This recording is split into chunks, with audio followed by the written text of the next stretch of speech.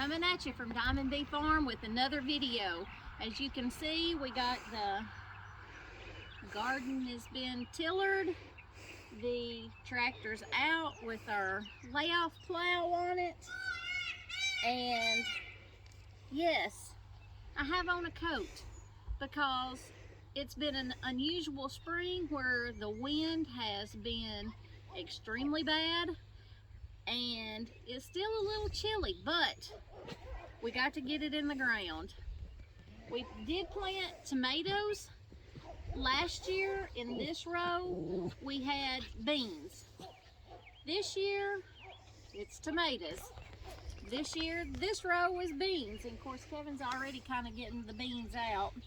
So if you do a garden or do a container garden, try to rotate your crops, as in if you have tomatoes in it this year, put beans in it this year. If you have beans in it this year and you do squash, put squash or some other vegetable or some other crop besides what you had there last year. We have Blue Lake green beans, and we have an array of tomatoes. Tomato plants this year, just about, I think maybe 12 of them maybe, Haley grew in the greenhouse. So thank you, Haley, for that. Then we're gonna do squash and zucchini. And I got okra, we got peppers. So let me get busy. Don't do that. Not gonna cover them up real deep, but well, I mean not too deep. I mean I'm just gonna give them a light dusting over them. All right, let's see what you're doing.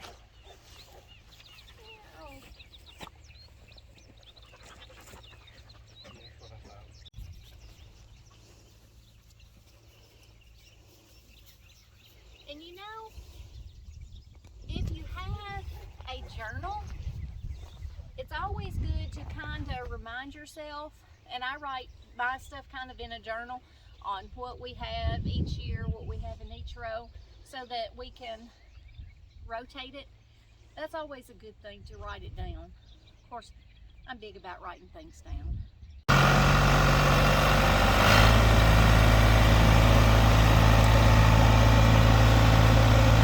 One big thing, one huge thing for me, when you have free-range birds, like we do, like we got the peacocks and we got the guineas, okay? The chickens are only out when we're home, and that's sometimes. But anyway, this is what you got. What you start with? You start with nice, pretty tomato plants. Bam. Nubs. They eat the tops out of every one of them. Nubs. Nubs. Yeah, nubs. They were all tomatoes, and now they are not. So now then we have to get more tomatoes. And I'm a pink girl type of tomato. They've been hard to find this year. We'll grow some next year. So wish me luck. Wish me lots of luck. So in this row we're gonna have our peppers. We started out with cayenne peppers. We've got some Tabasco peppers. California Wonders. California Wonders. Huh? Bell pepper. Bell peppers. We've got just an assortment of peppers. We'll probably, probably at the end of this row, we'll probably have maybe our okra if we don't get a whole row of peppers. But anyway, what I do have to go in this row, and yes, I will use my glove for this, even though it's good fertilizer. It's some rabbit fertilizer where Haley cleaned out her rabbit cages. Just kind of let that sit over the winter, and I'll put me like a little bit of a handful in each one before I cover it up.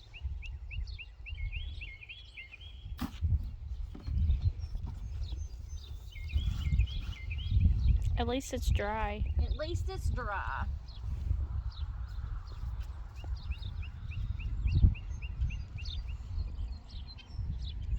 And in your peppers, I know we've looked at a lot of YouTube videos. We've done some research.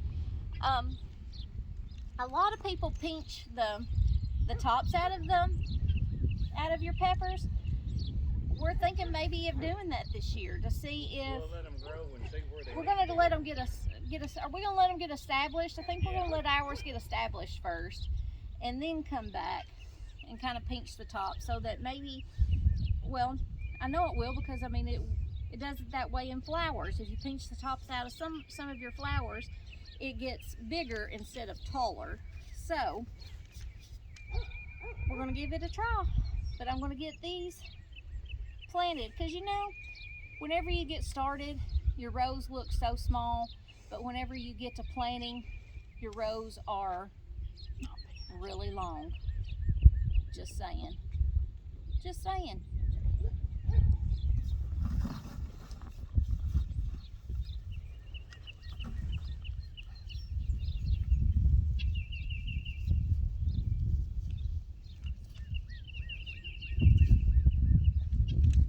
But in the comments, y'all tell me how y'all do your peppers.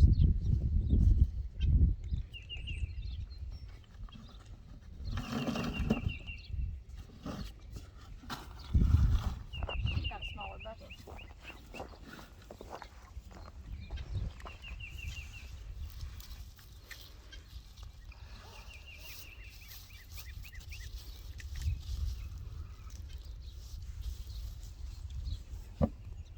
Well, we're down to our last couple of rows, and we do sorghum cane in the last 2 rows because that kind of supplements our feed come fall. And Haley's also planting in the sorghum cane some sunflowers. I think that ought to be a nice new addition. So we've kind of rotational cropped everything, and everything's in a different spot. And if you have container gardens, I strongly suggest you to rotate them as well. And don't forget, in your container gardens, to keep them, you have to keep them watered and fertilized a whole lot more than you do if you're just planting in the ground. So let me get out here and cover this stuff up. As we're wrapping up our garden, I really just kind of want to add one more thing, whether or not this is true, but the old wise tale is, if you plant basil, or it might be thyme, I don't know, into your garden near your tomato plants, it's supposed to make them like better. I don't know, I feel very Italian whenever I'm like, I'm planting my basil with my tomatoes. Anyway, that was probably very rude, just Italian people. But I have a little row of flowers that I'm just going to mix in some of this cinnamon basil, so I'm very excited to see how that's gonna look. The maturity date on these is 65 days compared to the 75-90 days, so hopefully we can have some green before we get the green and the colors. So I'm gonna go plant these in and then cover up a row, and then this garden will be done. Don't forget your All right. pollinators. Yeah, don't forget your pollinators. Like your marigolds and stuff like that. That Yep. helps. That's why That I helps just plant pollinate. flowers. Yep. Exactly. Anyway, so we're gonna do this and then hopefully be done. Well, that's a wrap for planting this garden. We've got everything rotated except for the sorghum. But this year we do have a row of pretty flowers. And this row is squash, that row is peppers, the next row is beans, and the last row is tomatoes. Because beans, try to can at least 52 quarts of beans, because that's 1 quart per week we can eat. Tomato juice. Let me just tell you, I have to put up tomato juice, because I have 2 people in my family, well, at least just one daughter, who would eat tomato juice and grilled cheese all winter long, all summer long. Her favorite thing. So don't forget to rotate your crops. Rotate your crops in your garden if you're just direct planting, and rotating your crops in your container plants. So check back with us and we give you some updates and even share a squash or two with you. Don't forget to help us out. Go like our video, share us with your friends, and go look for us on other social media, because our Instagram and Facebook, Haley is our manager on those, and let me just tell you something. She can pull some facts up that it just leaves you going, wow, I didn't know that. I learned something today. So if you like our content, leave us a comment in the video and look for our next one, because I want to plant some potatoes, and you know I like my container gardens, and I got a container garden for potatoes that I want to show you. So check back with us, and y'all have a good day. Have a better tomorrow. Real quick, look at that baby. Oh, her new addition. You know it. You can go check her out on our Instagram and Facebook. She's all over it. Anyway, bye guys.